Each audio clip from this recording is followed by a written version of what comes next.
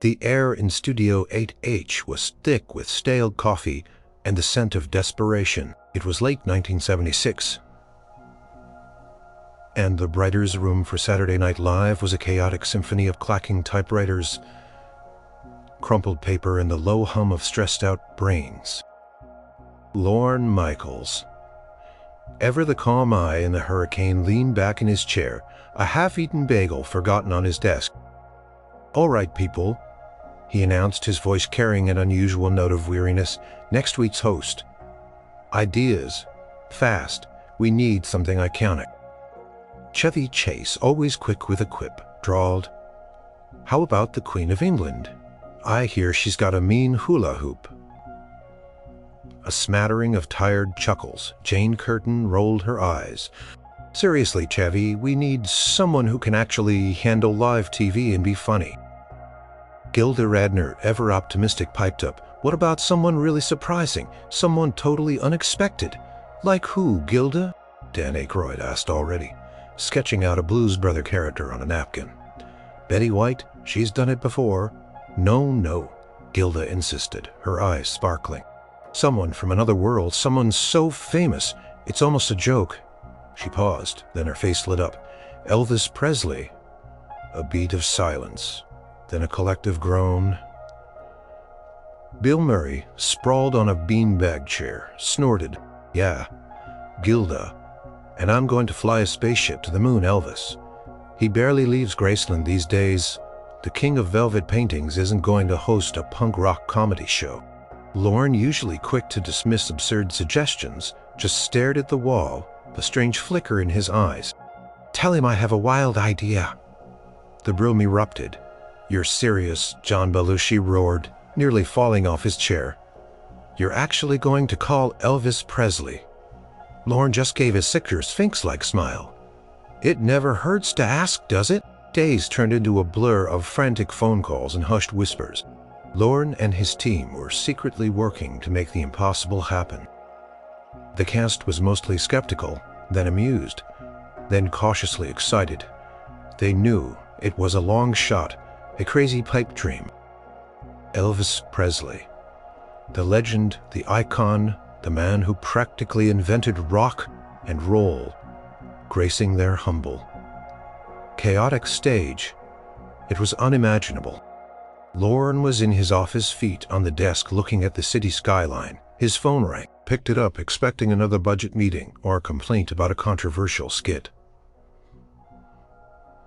"Lorne Michaels," he answered, his voice calm. "Mr. Michaels, this is Robert Trowbridge," a crisp, professional voice replied. "I'm calling on behalf of Mr. Elvis Presley." Lorne's feet hit the floor. With a thud, his heart pounded. "Mr. Presley has given your proposal a great deal of thought," Trowbridge continued, his voice even. "He's intrigued. He's looking for something different, something that will shake things up. He's tired of the same old routine." Lorne swallowed, and he managed, barely breathing. "And he's in. Mr. Presley will guest host Saturday Night Live. He arrives in New York on Sunday." Lorne slumped back in his chair, a mixture of shock and sheer elation washing over him. He hung up the phone, a goofy grin spreading across his face. He burst into the writer's room, where the usual madness was underway. Belushi was chasing Aykroyd with a rubber chicken. The rain. Newman was trying to explain a complex joke to a bewildered writer. Lorne clapped his hands together, silencing the room. His face was unreadable. "All right, everyone, listen up. I just got off the phone," Lorne said, his voice slow and deliberate. "Our guest host for next week has been confirmed." Bill Murray, still sprawled, drawled, "Don't tell me, Lorne. It's Lassie, isn't it? She's got a new movie out?" "No, Bill, it's not Lassie."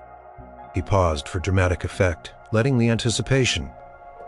"Bill, this Presley is hosting Saturday Night Live." Silence. A pin could have dropped and echoed like a gunshot. Then chaos. "No way. You're kidding.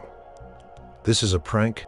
Chevy Chase for once was speechless, his jaw hanging open. Gilda clapped her hands together. A joyous sound. Belushi stared, his eyes wide. "He's actually coming," Lorne confirmed, a light of triumph in his eyes. "He's arriving Sunday, so you better start thinking of skits that are fit for a king, and I mean the king." The room erupted into a frenzy of excited chatter. Typewriters began clacking with renewed vigor, ideas flying like sparks. Elvis on SNL. It was audacious. It was insane. And it was going to be epic. The impossible had just become real. The king was coming to New York. Sunday morning in New York City hummed with its usual frenetic energy. But for the cast and crew of SNL, it felt different. There was an almost palpable tension, a hum of disbelief and excitement in the air. Could it really be happening? Then he arrived. A sleek black limousine pulled up to the back entrance of 30 Rockefeller Plaza. A few paparazzi, tipped off by a whisper in the wind, snapped photos from a respectful distance. A small crowd of fans had gathered, murmuring his name. The door opened, and out stepped Elvis Presley. He wasn't the rhinestone-clad, larger-than-life figure from Vegas, at least not at first glance. He wore a simple, well-tailored dark suit, a crisp white shirt, and his hair, though still undeniably iconic, was less pompadour. Perfect. He looked calmer, a little older, a little heavier than his rock and roll prime, but his blue eyes still held that unmistakable sparkle. He had a quiet dignity about him, a touch of nervousness around his mouth. He looked up at the towering skyscraper, a faint smile touching his lips. "Well, I'll be," he muttered, a slow southern drawl. "Never thought I'd see the inside of one of these." Lorne Michaels was waiting along with a small, discreet security detail.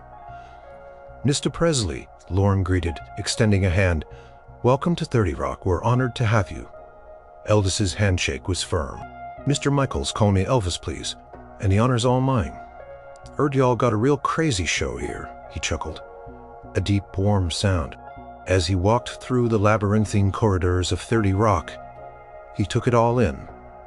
The bustling production assistants, the faded posters of old NBC shows, the hum of the building itself. It was so different from the controlled environment of his Vegas residencies, the polished grandeur of his Graceland home. This was raw, alive, and a little bit messy. When he finally entered Studio 8H, the cast was gathered, trying to look casual but failing spectacularly. Their faces ranged from outright awe, Gilda Radner, to cool skepticism. Bill Murray, Chevy Chase, to barely contained fanboy excitement. Dan Aykroyd, John Belushi. Elvis paused at the doorway. These were the young, hip, irreverent comedians everyone was talking about. He felt a pang of nervousness, a familiar knot in his stomach he hadn't felt in years. He was the king, yes, but here he was just Elvis, and he felt a little out of his depth. Lorne made the introductions. "Elvis. This is the cast: Gilda Radner, Lorraine Newman, Jane Curtin, Bill Murray, Dan Aykroyd, John Belushi." He rattled off the names. Elvis offered a small, polite bow. "Pleased to meet y'all. Heard a lot about this show. Y'all are mighty talented." Gilda, usually bubbly, was almost speechless. "Mr. Presley, Elvis, it's an honor." Bill Murray, never one to miss an opportunity for a joke, sauntered forward. "So Elvis," he deadpanned, "heard you can sing a little. Think you can carry a tune in a bucket?" A flicker of surprise, then a slow smile spread across Elvis's face. He let out a genuine, hearty laugh. "Well, now son, depends on the bucket, and if it's got a good rhythm," he extended a hand to Bill. "Pleased to meet you too, Mr. Murray. Heard you're a real wild card." That broke the ice. The tension in the room eased. He wasn't some untouchable deity. He was a man who could take a joke. They settled into the writer's room. For the first script read through, pages of skits were passed around. Elvis sat at the table, surprisingly attentive, listening to the pitches. "Okay." First up, Lorne began. We have Elvis on a spaceship where you encounter alien groupies." Elvis chuckled. "Sounds like one of my dreams, to be honest." Another sketch involved him trying to buy a new suit at a modern boutique, only to be confused by the latest fashions. "Sounds like my actual life," he admitted, grinning. As they read through the lines, Elvis started to offer suggestions, surprisingly astute ones. He wasn't just there to be the butt of the jokes. He wanted to participate, to make the comedy work.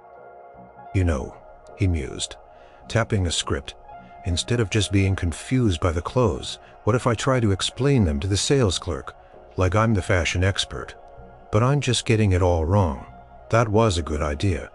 It gave him more agency, more of a character. During a break, Elvis got up and walked over to the vintage microphone set up in the corner for rehearsals, tapped it lightly, then hummed a few notes, a deep resonant rumble that made the entire room pause. It was just a hum, but it was Elvis, the sound of a legend. He cleared his throat. "All right, y'all, let's see what kind of mischief we can get into this week. I'm ready to play." The cast and crew knew then. This wasn't just a publicity stunt. This was Elvis showing up, ready to work, ready to be vulnerable, and ready to remind everyone why he was the king, and they were ready to help him do it. The impossible had truly begun. The initial awe of Elvis's presence quickly morphed into a comfortable, albeit still slightly surreal, working environment. The writers, initially hesitant to write material that might offend the king, found themselves pleasantly surprised. Elvis wasn't just a name on the call sheet, he was a participant, an active, eager collaborator. The writer's room, typically a pressure cooker of late-night brainstorming and frantic rewrites, transformed into something akin to a relaxed jam session. Elvis would pull up a chair, often with a glass of iced tea, and just listen, and then he'd offer something. "You know," he'd muse, his drawl a soothing counterpoint to the rapid-fire New York accents. "I got this one time. I was trying to order a pizza in Vegas, right? And I asked for it with peanut butter and banana. You should have seen the look on that fella's face." Suddenly, a sketch idea was born. Elvis tries to order takeout, where he befuddled various service people with his unusual requests, all delivered with impeccable Southern charm. The writers loved it. It played on his eccentricities without mocking him. One evening, Dan Aykroyd, always fascinated by the roots of rock and roll, started asking Elvis about his early days. "Mr. Presley," he began, "what was it like back in Sun Records before the big fame? Just you and a microphone?" Elvis's eyes softened. He leaned forward, sharing anecdotes about recording. "That's all right. For the first time, the raw energy, the feeling of something new bursting into existence." He even hummed a few bars, a soft, bluesy melody that filled the room. The writers listened, captivated, a rare quiet moment in their usually boisterous space. Belushi. Always, the performer picked up on a phrase Elvis used, just a hound dog. A few hours later, a sketch was drafted. Hound Dog Theorem, where Elvis plays a therapist for famous dogs, and Belushi plays a particularly angsty, existential poodle. Elvis, surprisingly, found it hilarious. "Poodle with an identity crisis? I can work with that," he chuckled. The earliest rehearsals were a mix of fumbling and magic. Elvis, while a natural performer on stage, was less accustomed to the quick change, rapid-fire nature of sketch comedy. He sometimes missed cues or stumbled over lines that weren't sung, but he never got frustrated. Instead, he'd laugh at himself during a rehearsal for the Velvet Elvis Gallery skit, where he played a snooty art critic dismissing his own iconic velvet portraits. He accidentally knocked over a prop easel. Instead of stopping, he ad-libbed, "Well, that's just a tragic statement on modern art, isn't it?" Such a fragile medium. The cast erupted in laughter, and Lorne immediately told the writers to keep the ad-lib in. Gilda Radner found herself drawn to Elvis's quiet moments. She saw the intense pressure he lived under, the constant scrutiny. One afternoon, during a break, she found him sitting alone, staring into space. "You okay, Elvis?" she asked softly. He looked up, a small smile. He asked, his voice low. "Before you go out there?" Gilda nodded. "Every single time my stomach does flip-flops, my hands get sweaty. It's terrifying." Elvis nodded slowly. "Me too," he admitted, surprising her. "Always, even after all these years, the stage can still feel like a lion's den. You just learn to hide it better." That simple admission from Elvis Presley, the king of rock and roll, was disarmingly human. Gilda felt a warmth spread through her. He wasn't just a legend. He was a fellow performer, someone who understood the fear and exhilaration of the spotlight. Later that day, Elvis surprised everyone again. During a break, he wandered over to the stage, picked up an acoustic guitar that was lying around for a musical skit, and just started strumming. Not one of his hits, not a flashy rock tune, but a gentle, soulful blues melody he'd heard in his youth. His voice, unamplified, filled the studio, rich and full of emotion. The crew stopped working. The cast members gathered, listening intently. It wasn't a performance, it was a moment of pure, unadulterated musical expression. It was just Elvis and his guitar, reminding them all of the raw talent beneath the legend. By the end of the first few days, the initial sense of the impossible had faded. In its place was a growing sense of respect, camaraderie, and a shared excitement. Elvis wasn't just a host. He was becoming part of the SNL family, fitting into their weird, wonderful world in his own unique, unforgettable way. And they were all starting to love having him there. The initial days of rehearsal saw Elvis transform from the awe-inspiring king to just Elvis. Among the SNL cast, it wasn't a loss of respect, but a deepening of it, a shift from distant idolization to genuine human connection. He wasn't just playing a role, he was letting his guard down, and in turn, the cast opened up to him. Gilda Radner, with her infectious warmth and vulnerability, became a particular confidant. After their conversation about stage fright, she found herself seeking him out for quiet chats. One afternoon, she confessed her own insecurities about her appearance, something many female comedians struggled with. Elvis listened intently, his famous blue eyes kind.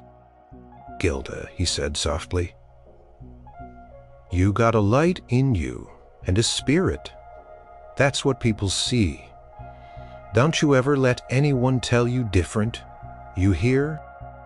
His words, delivered with such sincerity, brought a lump to her throat. It wasn't just flattery. It was genuine empathy from someone who understood the weight of public perception.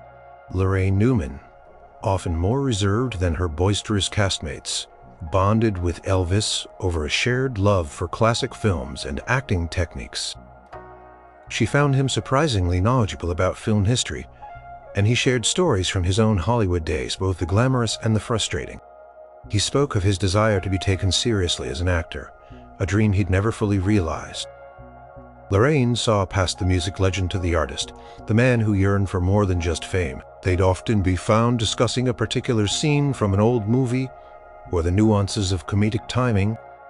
Dan Aykroyd, whose fascination with the paramour and various obscure subjects was legendary, found a kindred spirit in Elvis's own interests. Elvis, despite his public image, was known to be quite spiritual, interested in philosophy, and even a bit of mysticism. One evening, after a particularly grueling rehearsal, Aykroyd launched into a monologue about the history of the blues and its spiritual roots. Elvis listened, captivated, occasionally interjecting with a story about a gospel singer he'd known or a local church service he'd attended as a boy. Their conversation stretched late into the night, a meeting of two eccentrics finding common ground in unexpected places.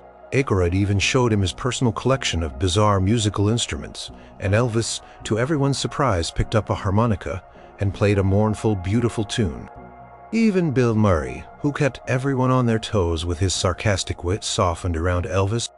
He found that Elvis was surprisingly quick with a comeback and could handle a joke at his own expense.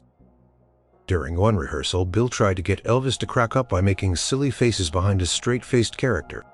Elvis, without missing a beat, responded by doing an exaggerated Elvis hip swivel, throwing Bill off his game and sending the whole cast into fits of laughter. Bill respected that. Elvis wasn't afraid to play along to be in on the joke.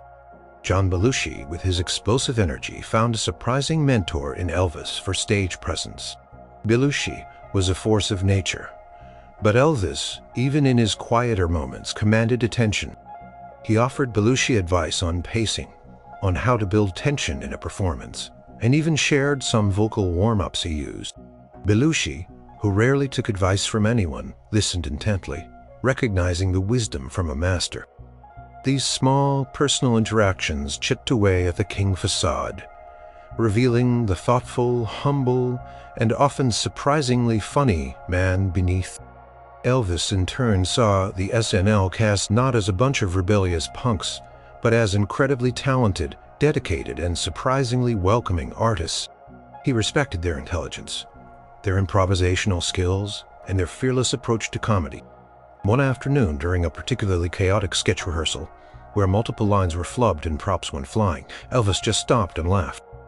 Not a polite chuckle, but a deep, rolling, genuine laugh that filled the studio. Cast, initially worried they had disappointed him, looked up surprised. "Y'all are something else," he managed, wiping a tear from his eye. "Never seen so much good-hearted madness in one room. It's refreshing." Picked up a fallen prop, a fake banana, and pretended to use it as a microphone, launching into an impromptu, exaggerated rock and roll pose. The cast laughed with him, the sound echoing through Studio 8H. In that moment, the lines blurred completely. He wasn't Elvis Presley, the legend. He was just Elvis, a fellow performer. Having a good time completely at ease, they had truly broken down the walls, and the show, they all knew, was going to be better for it. Despite the newfound camaraderie, the week wasn't without its bumps.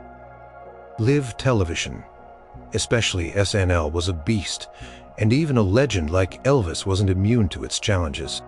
Pace was relentless, the script changes constant, and the humor often pushed boundaries he wasn't accustomed to. One particular sketch, a satirical take on a commercialization of his image, felt a little too close to home for Elvis. He was supposed to play a bewildered older version of himself, surrounded by gaudy merchandise and cheesy impersonators. During rehearsal, he found himself faltering, his usual charm replaced by a visible discomfort. "Elvis, you okay?"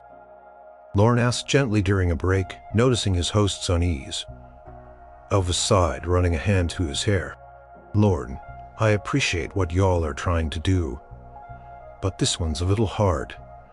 It feels like, well, it feels like they're just laughing at me, not with me."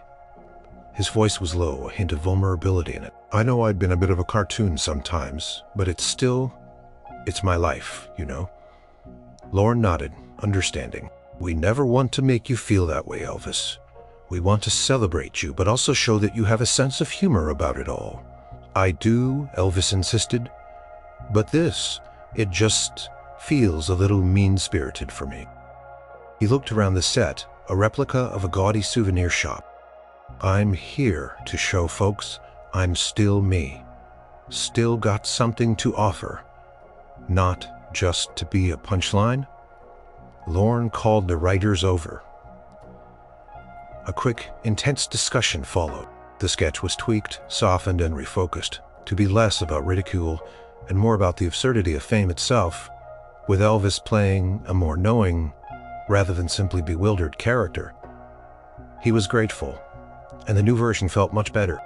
Another challenge arose with some of the more abstract, for-real humor that was an SNL staple. Conehead's sketch, with its bizarre dialogue and deadpan delivery, left Elvis scratching his head during the first read-through. "So, they're aliens who eat mass quantities?" he asked, genuinely confused. "And their heads are shaped like cones." Dan Aykroyd, in character, tried to explain. "Indeed, Mr. Presley, a natural cranial configuration for inhabitants of the planet Remula. Elvis squinted. "All right, then, just checking. This is mighty different from a Western." He struggled a bit with the rapid-fire pacing, the need to jump into character instantly. There were moments when his lines would come out flat, or he'd miss the comedic timing. He was a natural stage presence, but sketch comedy was a unique skill. Doubt began to creep in. For Elvis, this was more than just a gig. It was a chance to redefine himself, to show the world he wasn't a relic, that he still had fire. What if he couldn't do it? What if he fell flat?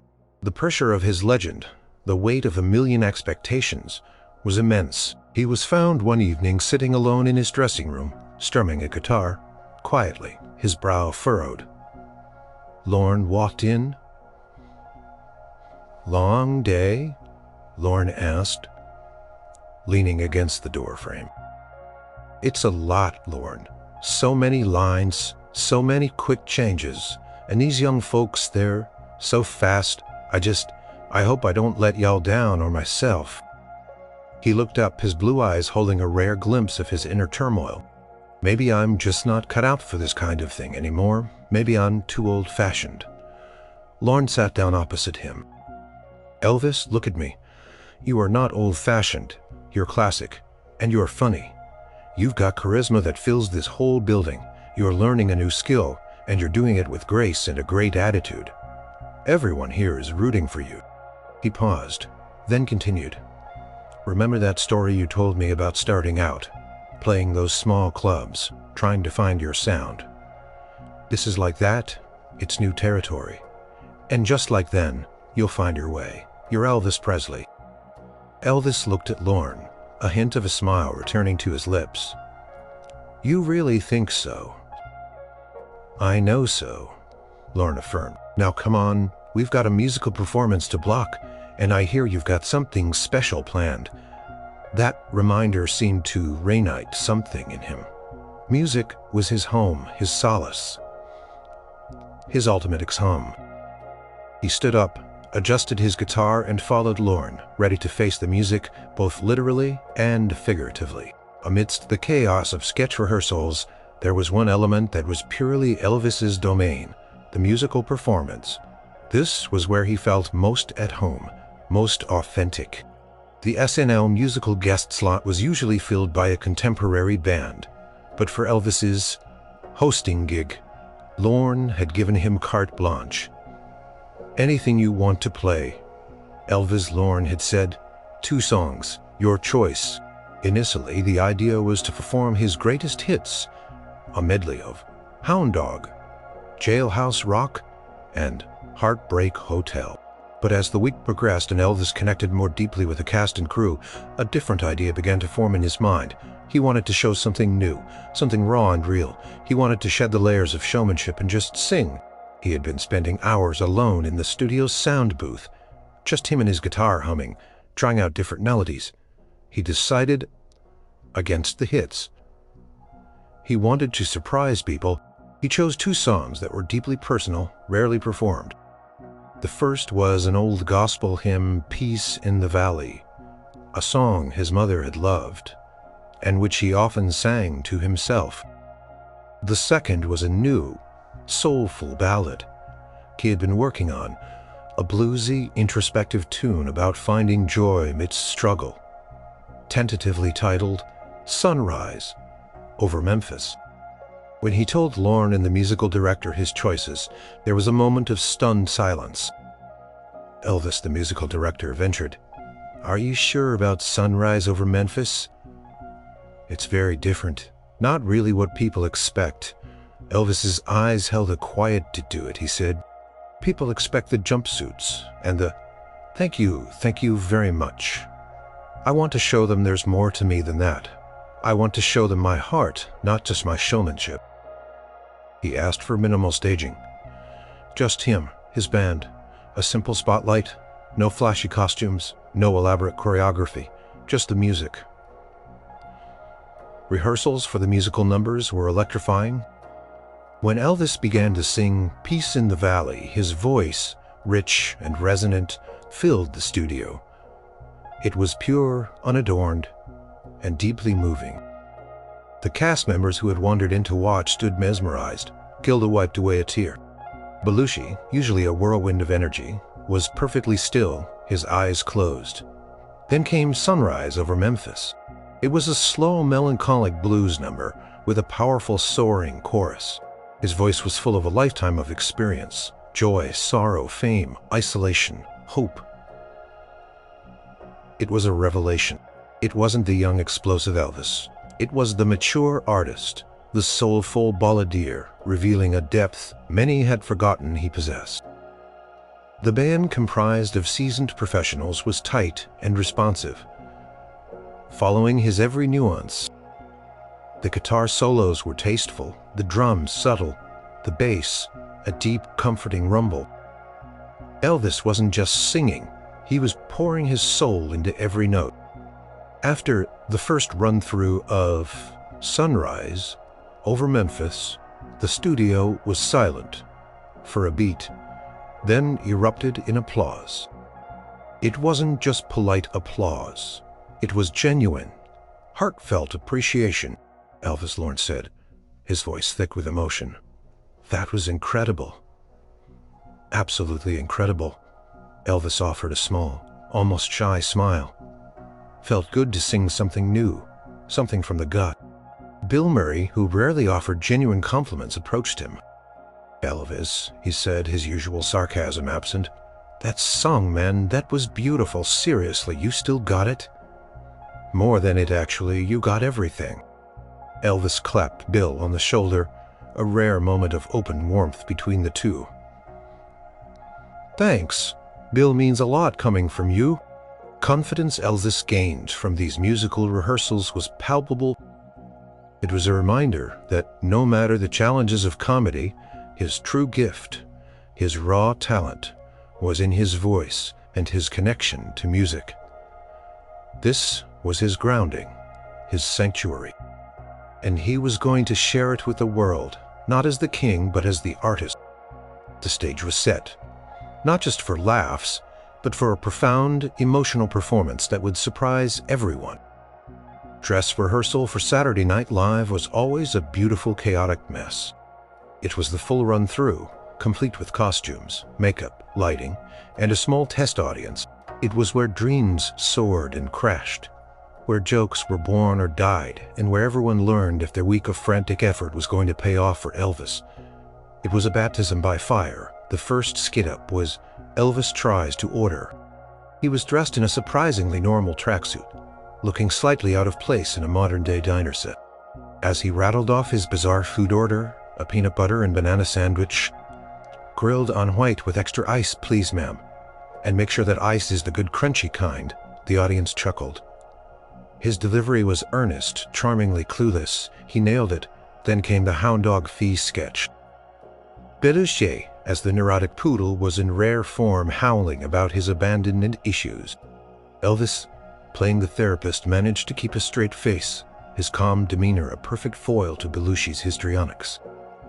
At one point, Belushi, mid-howl, accidentally knocked over a prop dog biscuit jar, sending biscuits scattering across the stage. Without missing a beat, Elvis bent down, picked one up, and gravely offered it to Belushi.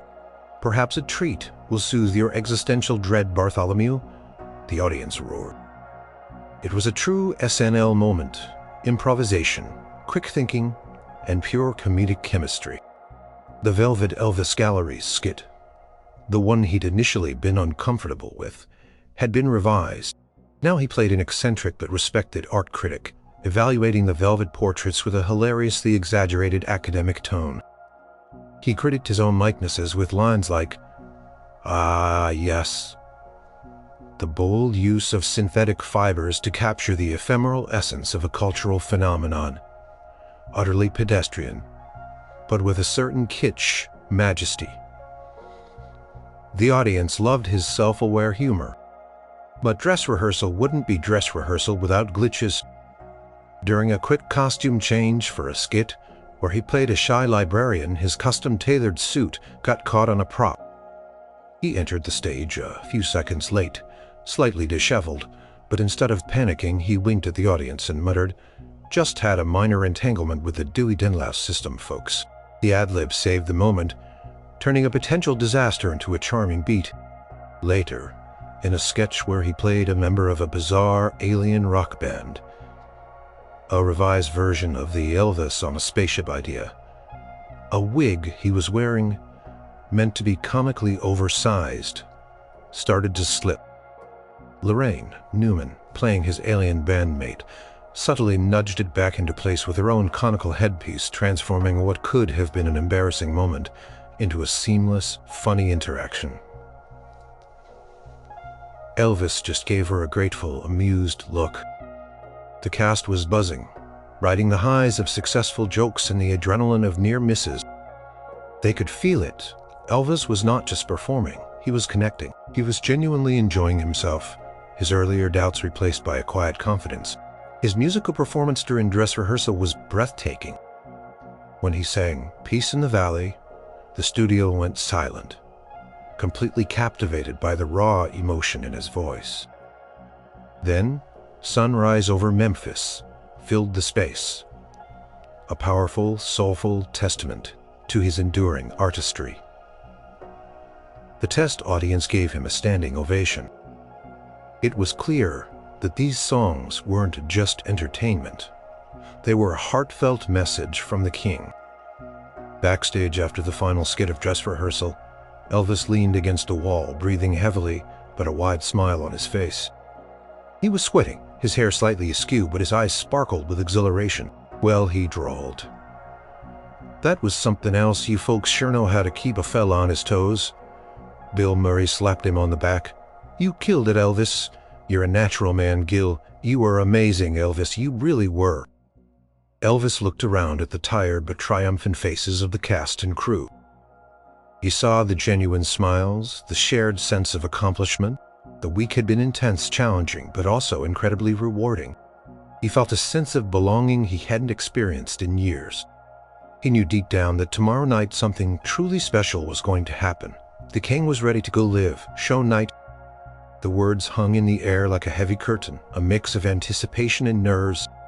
Backstage, Studio 8H buzzed with a different kind of energy than dress rehearsal. This was it. Live, no second takes. Elvis felt the familiar flutter in his stomach, a feeling he knew well, but it was amplified by the unique pressure of SNL. He was in his dressing room, getting his makeup touched up, the roar of the warming-up audience, a distant rumble. He wore a sharp, custom-made dark suit, a nod to his classic style, but updated, less flashy. Lorne Michaels appeared at his door. "5 minutes, Elvis?" Elvis nodded, taking a deep breath. "All right, Lorne, ready as I'll ever be." Lorne offered a rare, genuine smile. "You're going to be great. Just be yourself. They're going to love you." As the iconic opening montage of New York City flashed on screens across America, Elvis stood backstage, his heart pounding a rhythm against his ribs. The band played the theme song, building to a crescendo. He heard Don Pardo's booming announcement, "Live from New York, it's Saturday night." And then, "Ladies and gentlemen, your host, Elvis Presley." The roar of the studio audience was deafening. It wasn't just applause, it was an explosion of sound, a collective gasp of disbelief and wild excitement. Took a breath, then walked out onto the stage, bathed in the blinding lights. He scanned the faces in the audience, saw the flashes of cameras, the wide eyes, the open mouths. For a moment, he felt the weight of his entire career, his legend, pressing down on him. Then, he remembered the past week. The laughter, the camaraderie, the shared vulnerability. He wasn't just Elvis Presley, king of rock and roll, here to be a monument. He was Elvis, a man who had come to play, to laugh, to connect. He walked to the center of the stage, a genuine smile gracing his lips. The applause continued unabated. He raised a hand, a gesture of humble acknowledgement, not command. Thank you very much," he began, his voice a little shaky at first, but then settling into its familiar smooth cadence. The crowd cheered louder. He paused, letting the laughter and applause die down just enough. "Well now," he drawled, looking around the studio. "I gotta tell ya, I never thought I'd see the day me on Saturday night. Live y'all got a real interesting show here." The audience chuckled. "When Lorne first called me," he continued, a twinkle in his eye, "I thought it was a prank, figured maybe my manager had finally lost his mind. Told him, 'Colonel, you want me to do what sing gospel hymns with a cone head?' He was playing with them, being self-deprecating, acknowledging the absurdity of it all. But then I got here," Elvis went on, "and I met this cast, and let me tell you, these folks are wild, real wild. But they're also some of the most talented, funny, and warm-hearted people I've ever met." He gestured towards the backstage area, where the cast was watching, beaming. "They've taught me a lot this week," he said, his voice becoming a little more serious, but still light. "Like how to make fun of myself without feeling bad about it, and how to wear a giant foam head without tripping over myself. Still working on that last one." More laughter. "So tonight," Elvis concluded, his gaze sweeping over the audience, "we're going to have some fun. We're going to try some new things, and I hope you enjoy it as much as I'm going to enjoy trying not to forget my lines. We got a great show for you. Don't go anywhere. We'll be right back." The audience gave him another massive round of applause, louder than before. He'd won them over completely. He hadn't just stood there. He had engaged them, charmed them, and shown them he was in on the joke. He was real. He was funny. As the show cut to commercial, Elvis walked past, a triumphant smile on his face. Cast rushed him, patting him on the back, offering congratulations. "You killed it, Elvis," Gilda exclaimed, giving him a hug. "That monologue was perfect," Jane added. Elvis just nodded, exhilarated. The nerves were gone, replaced by the pure joy of performance. He had opened the show, and he had set the perfect tone. King was truly back and ready to reign on Saturday night. The energy from Elvis's opening monologue propelled the entire show. He moved from skit to skit with surprising agility and confidence, embracing the SNL chaos as if he'd been doing it his whole life. His first skit after the monologue was Elvis Tries to Order Takeout. He committed fully to the bewildered charm of his character, his requests for peanut butter and banana pizza and Coke,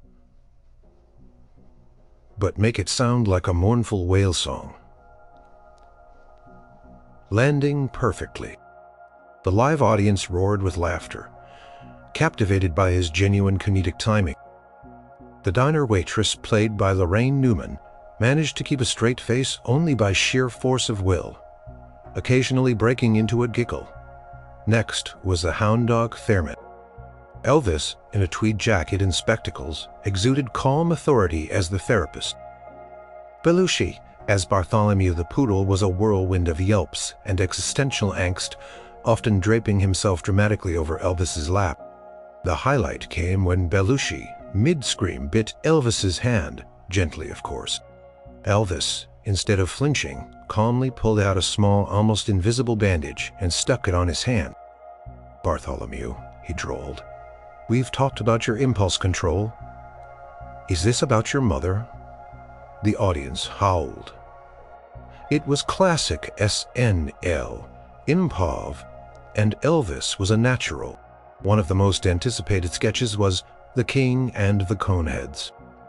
Elvis surprisingly played it straight, genuinely trying to understand the Remulican culture, while the Coneheads, Aykroyd and Jane Curtin, baffled him with their talk of mass quantities.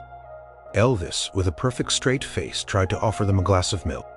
"This," he announced, holding up the glass, "is excellent for strengthening your bones, and perhaps your conical skulls."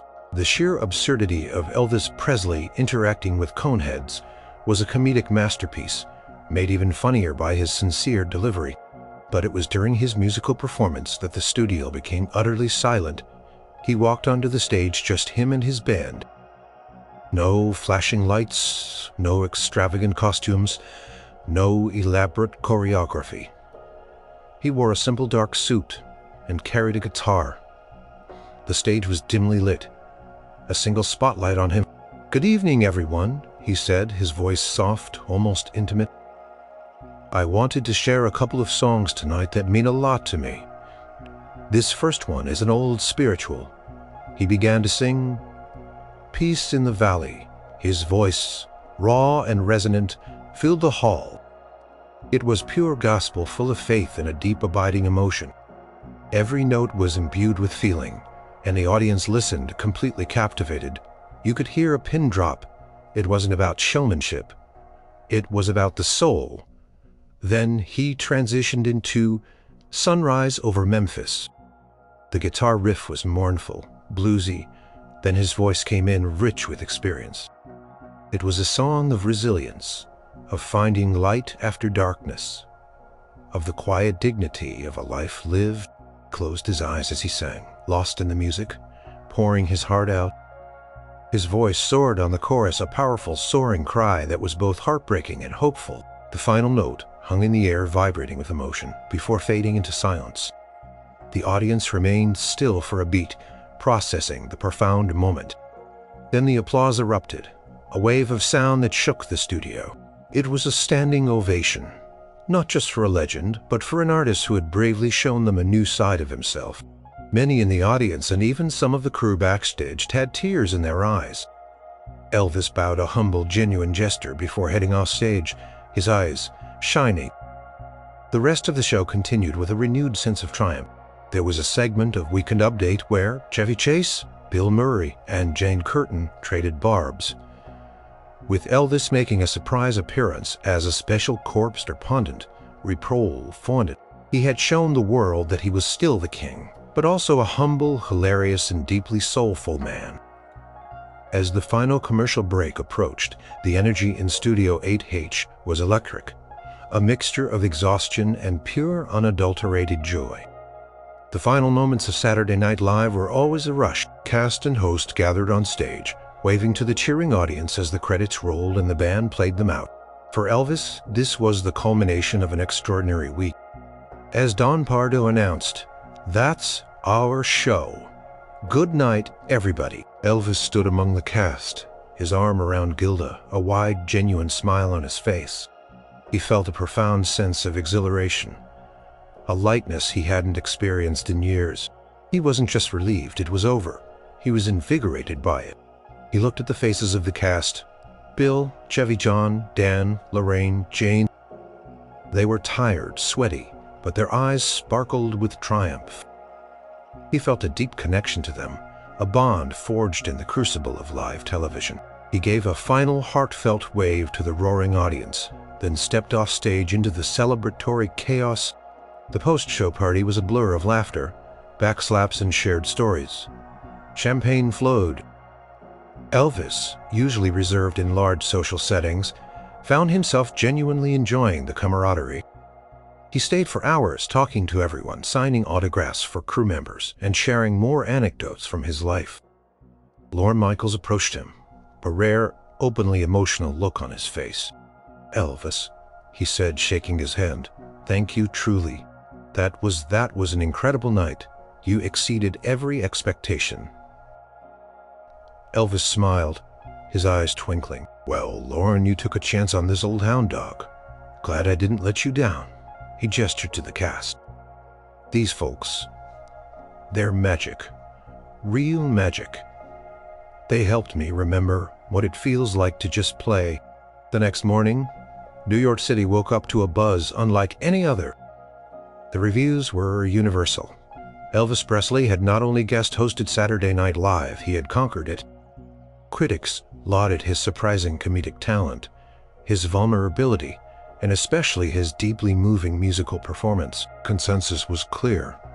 The king was back, not as a relic, but as a revitalized, relevant artist. The phone at Graceland rang off the hook. Record companies were calling. Movie studios were suddenly interested again, not just for formulaic musicals, but for serious acting roles.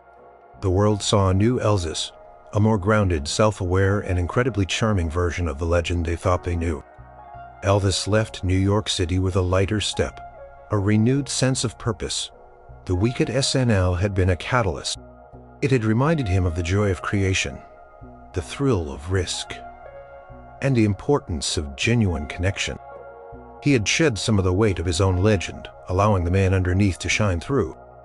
In the following months and years, in this imagined timeline, Elvis continued to surprise. He released new music that explored his blues and gospel roots more deeply, earning critical acclaim. He took on challenging acting roles that showcased his dramatic range. He even made a few more guest appearances on TV, always bringing his unique blend of charm, humor, and raw talent. The SNL cast never forgot the week Elvis hosted. It became a legendary story in Studio 8, a benchmark for what was possible when a true icon embraced the chaos and spirit of their show. They talked about his humility, his unexpected jokes, and the profound silence when he sang, "Peace in the Valley." Elvis Presley, the king, had stepped onto the stage of Saturday Night Live, a place known for irreverence and pushing boundaries. And in doing so, he hadn't just hosted a comedy show. He had rediscovered a part of himself and reminded the world of the enduring, heartwarming power of true artistry and a brave, open heart. He proved that even a king could find new crowns, and that sometimes the greatest performances come when you dare to be simply, beautifully yourself.